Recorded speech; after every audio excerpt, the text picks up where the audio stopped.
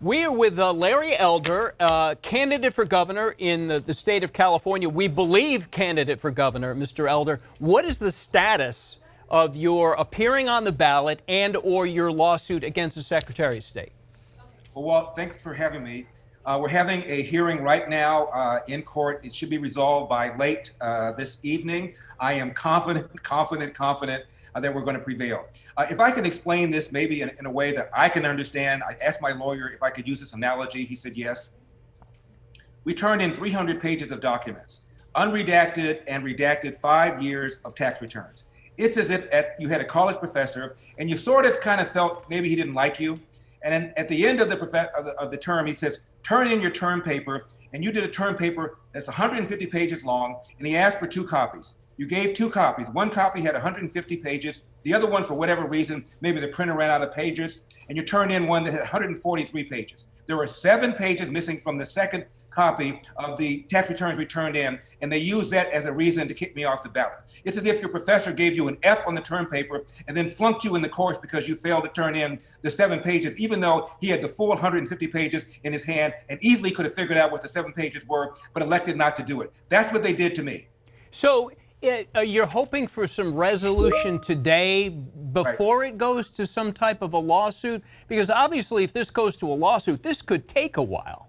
No, there is a lawsuit. We filed the lawsuit yesterday. There's a court hearing today, late in the afternoon. And at the end of this court hearing, I'm confident that the judge is going to rule in our favor. I have talked, Walt, to election law specialists, not just Republican ones, but those who work for Democrats. Nobody feels that whatever little discrepancy there might have been was sufficient enough for me not to be on the ballot. This is BS, and everybody knows it. I'm not saying that it was some sort of a conspiracy against Larry Elder, but I have my own theories.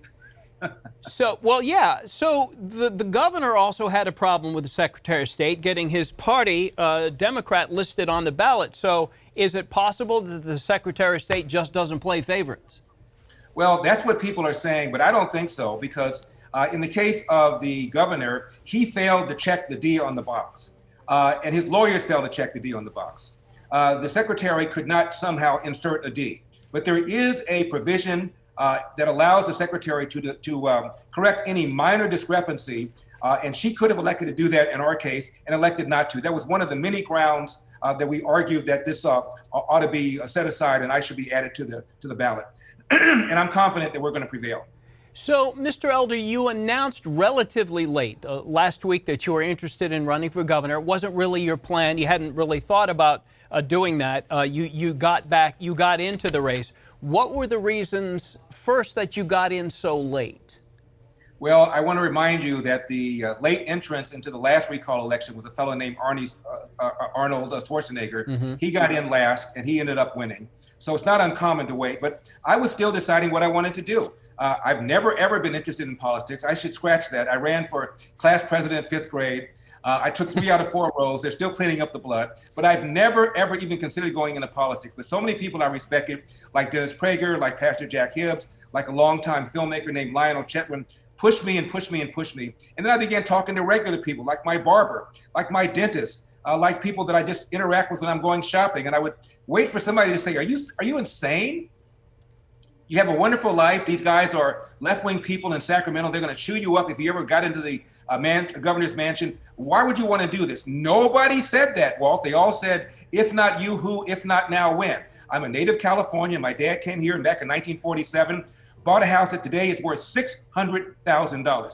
Nobody with an 8th grade education who cleaned toilets for 10 years and saved his nickels and dimes could duplicate my dad's path to the middle class. That's why people are leaving California for the first time in our state's history, and I can do something about that. I'm also adamantly in favor of school choice.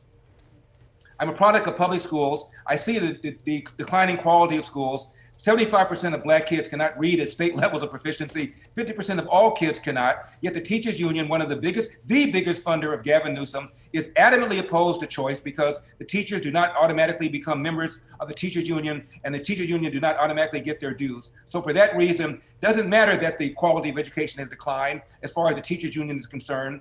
And I'm going to be the champion of the majority of black and brown parents that the polls show want school choice, but the Democrats they keep pulling the lever for are not giving it to them. So I'm going to be their voice. And I've been writing about these issues of crime and homelessness and the rising cost of living for 27 years here in California. I'm on in radio in every major market in California, from Sacramento down to San Diego. People know me, they know what I stand for. And I think I can do a little bit of a positive change in Sacramento if I'm fortunate enough to win this election. Well, you mentioned Arnold Schwarzenegger a little bit ago, and obviously in 2003, he was a huge name, and his name is what probably got him elected over the incumbent Gray Davis. You are a recognized name. I've heard a lot of people jump in and say that they feel comfortable voting for you. That said, do you feel that this governor is vulnerable if you look at the poll numbers? Oh, yeah. I mean, the intensity is on our side. Notice, Walt, I bet you've reached out to the governor several times to get him to interview you, and he has not returned the call. I'm going all the way up and down the state. I'm talking to black newspapers, Hispanic newspapers. I'm talking to big media, small media, and I'm giving interview after interview after interview. I haven't seen him anywhere, because how do you defend the rising crime? How do you defend the homelessness? How do you defend him lying about how many fallen trees and dead vegetation he's cleared? How do you explain the rising cost of living? He can't. He can't stand on his record. And as a result, he's doing what Joe Biden did and just doing his campaign from the pantry and the French Laundry. I'm out there talking about people. I'm taking every single question. Ask me what I would do about these kinds of things. I have answers. He does not. That's why I believe he's vulnerable. And again, the energy is on our side. The apathy is on his side, because even Democrats who voted for him can't defend his record. And I think they're even embarrassed. Do you feel that the fact that you mentioned you held office, 5th grade, do you feel that that's an advantage in this day and age where a lot of people don't want someone who has a lot of political chops? I think so. And I didn't need this job. I'm not a wealthy person, but I'm comfortable. And I'm not doing it for ego purposes. I literally had to be dragged into this thing kicking and screaming.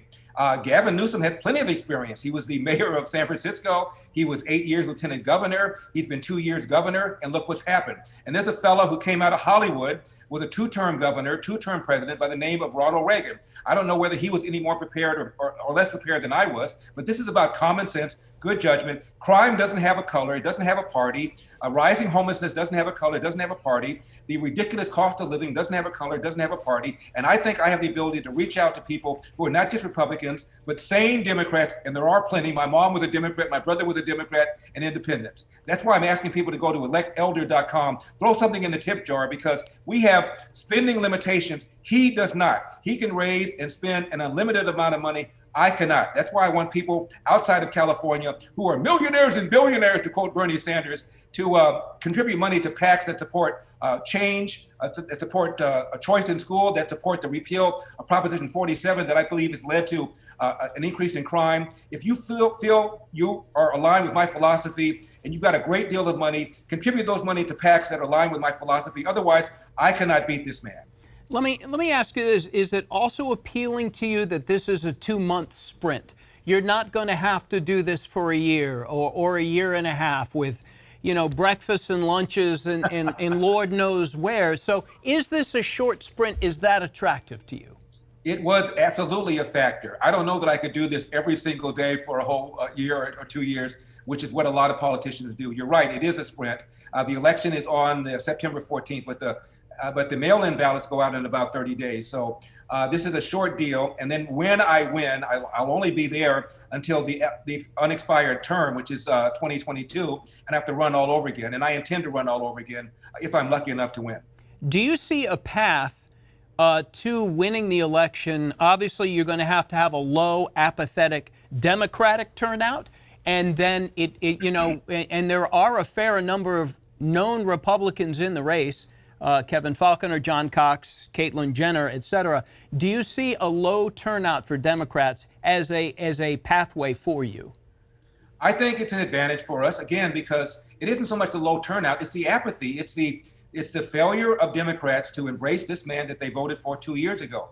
I think they're embarrassed by the rising crime. They're embarrassed by the homelessness. How are they going to defend that? And regarding the other rivals that you mentioned, I respect them all. And some of them are quite experienced policy wonks, and one of them, I'm going to give him the first call when I win. I want him to be my chief of staff. But we all ought to be smart about this, because this is a two-step deal, as you know, Walt. Unless 50% plus one voter votes to recall Gavin Newsom, it doesn't matter how many votes the rest of us got. So I'm urging all of my fellow Republicans to turn their cannon fire towards the prize, and the prize is Gavin Newsom. Unless 50.1 plus one voter votes to remove this guy, it doesn't matter what the rest of us will do. So Gavin Newsom is the problem. Gavin Newsom is the person who's got to be recalled first. All right, Larry Elder with 2.5 million followers on social media. That doesn't hurt at all either. So we'll have to be watching soon here, Mr. Elder, to see if your name is indeed on the ballot, but you are confident that it will be. It'll be on the ballot, I promise you, by the end of this afternoon. And go to electelder.com and throw a little something in the tip jar. All right, there you go. Throw the final plug in the tip jar, too. Mr. Elder, thank you for your time. We appreciate you.